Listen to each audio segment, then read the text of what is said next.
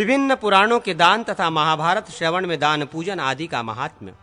पुष्कर कहते हैं, परशुराम, पूर्व काल में लोक पितामह ब्रह्मा ने मरीचि के सम्मुख जिसका वर्णन किया था, 25,000 श्लोकों से समन्वित उस ब्रह्म पुराण को लिखकर ब्राह्मणों को दान दे।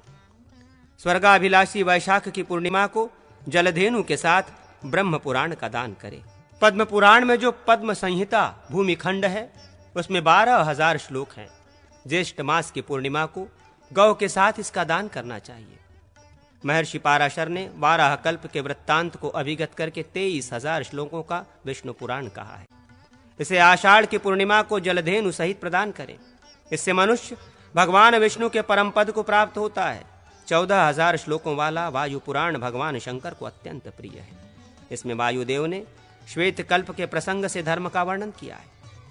इस पुराण को लिखकर श्रावण की पूर्णिमा को गुड़धेनु के साथ ब्राह्मण को दान करें। गायत्री मंत्र का आश्रय लेकर निर्मित हुए जिस पुराण में भागवत धर्म का विस्तृत वर्णन है, सारस्वत कल्प का प्रसंग कहा गया है तथा जो वृत्रासुर वध की कथा से युक्त है, उस पुराण को भागवत कहते हैं। इसमें 18,000 श्लोक हैं। इसको सोने के सिंहासन के साथ भाद्रपद की पूर्णिमा को दान करे, जिसमें देवर्षि नारद ने बृहत्कल्प के वृत्तांत का आश्रय लेकर धर्मों की व्याख्या की है। वो नारद पुराण है। उसमें 25,000 श्लोक हैं। आश्विन मास की पूर्णिमा को धेनु सहित उसका दान करें। इससे आत्यंतिक सिद्धि प्राप्त होती है। जिसमें पक्षियों के द्वारा धर्माधर्म का विचार किया गया है। 9,000 श्लोकों वाले उस मार्कंडेय पुराण का कार्तिक की पूर्णिमा को दान करें। अग्निदेव ने वशिष्ठ मुनि को जिसका श्रवण कराया है, वो अग्नि पुराण है। इस ग्रंथ को लिखकर मार्गशीर्ष की पूर्णिमा तिथि में ब्राह्मण के हाथ में दे। इस पुराण का दान सब कुछ देने वाला है। इसमें 12,000 ही श्लोक हैं और यह पुराण संपूर्ण विद्याओं का बोध कराने वाला है। भविष्य पुराण सूर्य संभव है। इसमें सूर्यदेव की महिमा बताई गई है। इसमें 14,000 श्लोक हैं। इसे भगवान शंकर ने मनु से कहा है। गुड़ आदि वस्तुओं के साथ पौष की पूर्णिमा को इसका दान करना चाहिए।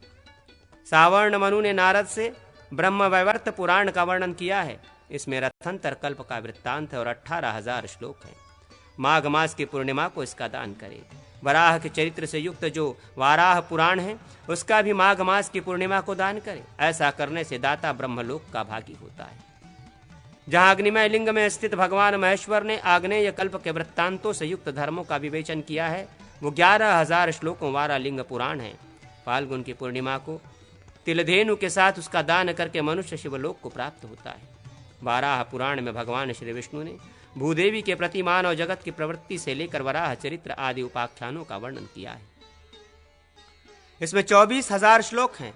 चैत्र की पूर्णिमा को गरुड़ पुराण का सुवर्ण के साथ दान करके मनुष्य विष्णु पद को प्राप्त होता है। स्कंद महापुराण 84,000 श्लोकों का है। कुमार स्कंद ने तत्पुरुष कल्प की कथा एवं शैवमत का आश्रय लेकर इस महापुराण का प्रवचन किया है। इसका भी चैत्र की पूर्णिमा को दान करना चाहिए। 10,000 श्लोकों से युक्त वामन पुराण धर्मार्थ आदि पुरुषार्थों का अवबोधक है। इसमें श्री हरि की धौम कल्प से संबंधित कथा का वर्णन है। शरद पूर्णिमा में विषव संक्रांति के समय इसका दान करें। कूर्म पुराण में 8,000 श्लोक हैं। कुर्मावतार श्री हरि ने इंद्रधुम्न के प्रसंग से रसातल में इसको कहा था। इसका सुवर्ण में कच्छप के साथ दान करना चाहिए। मत्स्य रूपी श्री विष्णु ने कल्प के आदि काल में मनु को 13,000 श्लोकों से युक्त मत्स्य पुराण का श्रवण कराया था। इसे हेम निर्मित मत्स्य के साथ प्रदान करें। 8,000 श्लोकों वाले गरुड़ पुराण का भगवान श्री विष्णु ने तारक्ष कल्प में प्रवचन किया था। इसमें विश्वांड से गरुड़ की उत्पत्ति की कथा कही गई है। इसका स्वर्ण हंस के साथ दान करें। भगवान ब्रह्मा ने ब्रह्मांड के महात्मा का आश्रय लेकर जिसे कहा है, 12,000 श्लोकों वाले उस ब्रह्मांड पुराण को भी लिखकर ब्राह्मण के हाथ में दान करें। महाभारत श्रवण काल में प्रत्येक पर्व की समाप्ति पर पहले कथावाचक का वस्त्र, गंध, माल्य आदि से पूजन करें। तत्पश्चात ब्राह्मणों को खीर का भोजन करावे। प्रत्येक पर्व की समाप्ति पर गौ, भूमि, ग्राम तथा सुवर्ण आदि का दान करें। महाभारत के पूर्ण होने पर कथावाचक ब्राह्मण और महाभारत संहिता की पुस्तक का पूजन करें। ग्रंथ को पवित्र स्थान पर रेशमी वस्त्र से आच्छादित करके पूजन करना चाहिए। फिर भगवान नरनारायण की पुष्प आदि से पूजा करें। गौ, अन्न, भूमि, सुवर्ण के दान पूर्वक ब्राह्मणों को भोजन कराकर क्षमा प्रार्थना करें। श्रोता को विविध रत्नों का महादान करना चाहिए। प्रत्येक मास में कथावाचक को 2 या 3 मास सुवर्ण का दान करें। और अयन के प्रारंभ में भी पहले उसके लिए सुवर्ण के दान का विधान है। द्विजश्रेष्ठ, समस्त श्रोताओं को भी कथावाचक का पूजन करना चाहिए। जो मनुष्य इतिहास एवं पुराणों का पूजन करके दान करता है वो आयु, आरोग्य, स्वर्ग और मोक्ष को भी प्राप्त कर लेता है। सूर्य वंश का वर्णन। अग्निदेव कहते हैं, वशिष्ठ, अब मैं तुमसे सूर्य वंश तथा राजाओं के वंश का वर्णन करता हूँ। भगवान विष्णु के नाभि कमल से ब्रह्मा जी प्रकट हुए हैं। ब्रह्मा जी के पुत्र का नाम मरीचि है। मरीचि से कश्यप और कश्यप से विवस्वान सूर्य का जन्म हुआ है। सूर्य की 3 स्त्रियां हैं, संज्ञा, राज्ञी और प्रभा। इनमें से राज्ञी रायवत की पुत्री है। उन्होंने रेवंत नाम वाले पुत्र को जन्म दिया है। सूर्य की प्रभा नाम वाली पत्नी से प्रभात नाम वाला पुत्र हुआ है। संज्ञा विश्वकर्मा की पुत्री है। उसके गर्भ से वैभवस्व मनु और जुड़वी संतान यम और यमुना की उत्पत्ति हुई है। संज्ञा की छाया को भी, जो स्त्री रूप में प्रतिष्ठित थी, छाया संज्ञा कहते हैं। छाया संज्ञा ने सूर्य के अंश से सावर्णी मनु और शनैश्वर नामक पुत्र को और तप्ती एवं विष्टि नाम वाली कन्याओं को जन्म दिया। तदनंतर अश्वारूप धारिणी संज्ञा से दोनों अश्विनी कुमारों की उत्पत्ति हुई। वैवस्वत व मनु के 10 पुत्र हुए, जो उन्हीं के समान तेजस्वी थे। उनके नाम इस प्रकार हैं: इक्ष्वाकु, नाभाग, दृष्ट, शर्याति, निरैष्यंत, प्रांशु, नृग, सतपुरुषों में श्रेष्ठ दिष्ट, करुष और पृषघ्र। ये 10 महाबली राजा अयोध्या में हुए। मनु की इला नाम वाली एक कन्या भी थी, जिसके गर्भ से बुध के अंश से पुरुरवा का जन्म हुआ। पुरुरवा को उत्पन्न करके इला पुरुष रूप में परिणित हो गई। उस समय उसका नाम सुधुम्न हुआ। सुधुम्न से उत्कल, गय और विनिताक्ष, इन 3 राजाओं का जन्म हुआ। उत्कल को उत्कल प्रांत उड़ीसा का राज्य मिला। विनिताक्ष का पश्चिमी दिशा पर अधिकार हुआ तथा राजाओं में श्रेष्ठ गय पूर्व दिशा के राजा हुए, जिनकी राजधानी गयापुरी थी। राजा सुधुम्न वशिष्ठ ऋषि के आदेश से प्रतिष्ठानपुर में आ गए और उसी को अपनी राजधानी बनाया। उन्होंने वहां का राज्य पाकर उसे पुरुरवा को दे दिया। नशियंत के पुत्र शक नाम से प्रसिद्ध हुए। नागाब से परम वैष्णव अम्बरीश का जन्म हुआ। वे प्रजाओं का अच्छी तरह पालन करते थे। राजा दृष्ट से धार्ष्टक वंश का विस्तार हुआ। सुकन्या और आर्नत, ये 2 शर्याति की संतानें हुई। आर्नत से रैव नामक नरेश की उत्पत्ति हुई। आर्नत देश में उसका राज्य था और कुश स्थली उनकी राजधानी थी। रैव के पुत्र रैवत हुए, जो कुकुधी नाम से प्रसिद्ध और धर्मात्मा थे। वे अपने पिता के 100 पुत्रों में सबसे बड़े थे, अतः कुश स्थली का राज्य उन्हीं को मिला।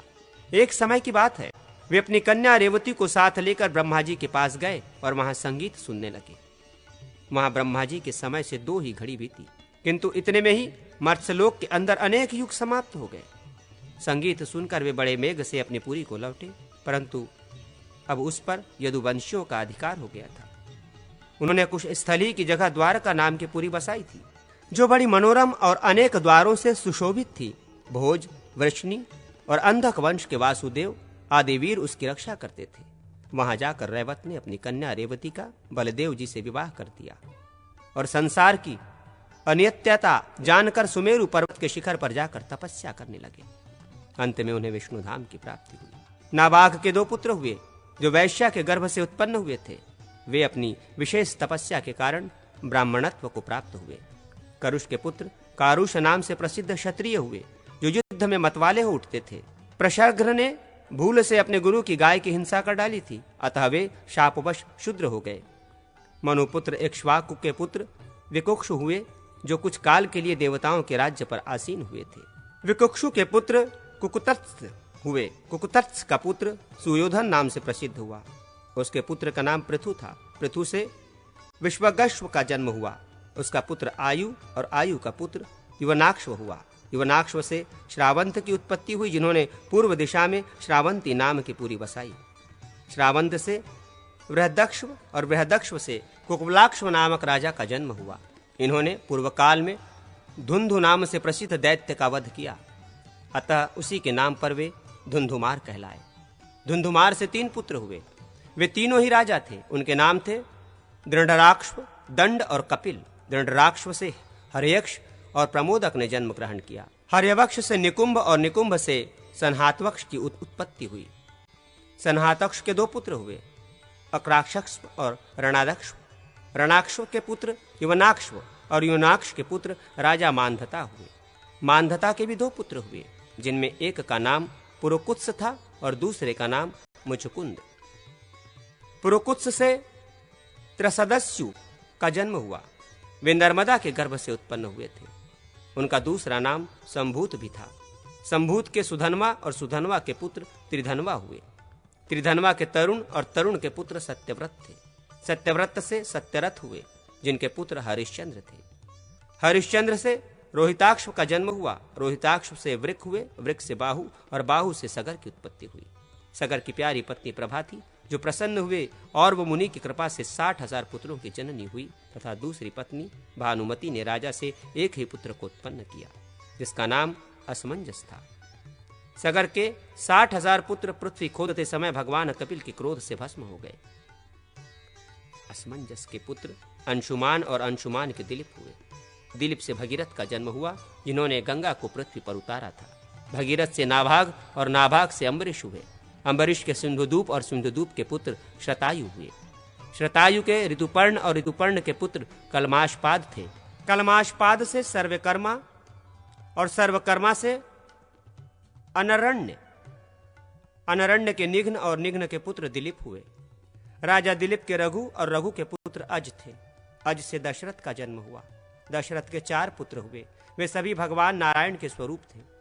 उन सब में ज्येष्ठ श्री रामचंद्र जी थे। उन्होंने रावण का वध किया था। रघुनाथ जी अयोध्या के सर्वश्रेष्ठ राजा हुए। महर्षि वाल्मीकि ने नारद जी के मुंह से उनका प्रभाव सुनकर रामायण के नाम से उनके चरित्र का वर्णन किया था। श्री रामचंद्र जी के 2 पुत्र हुए, जो कुल की कीर्ति बढ़ाने वाले थे। वे सीता जी के गर्भ से उत्पन्न होकर कुश और लव के नाम से प्रसिद्ध हुए। कुश से अतिथि का जन्म हुआ। अतिथि के पुत्र निषद हुए। निषद से नल की उत्पत्ति हुई। ये सुप्रसिद्ध राजा दमयंती पति नल से भिन्न है। नल से नभ हुए। नभ से पुंडरिक और पुंडरिक से सुधनवा उत्पन्न हुए। सुधनवा के पुत्र देवानिक और देवानिक के अयनाश्व हुए। अयनाश्व से सहस्त्राश्व और सहस्त्राश्व से चंद्रालोक हुए। चंद्रालोक से तारापीड, तारापीड से चंद्रगिरी और चंद्रगिरी से भानुरथ का जन्म हुआ। भानुरथ का पुत्र श्रुतायु नाम से प्रसिद्ध हुआ। यह स्वाक्षु वंश में उत्पन्न राजा सूर्यवंश का विस्तार करने वाले माने गए हैं।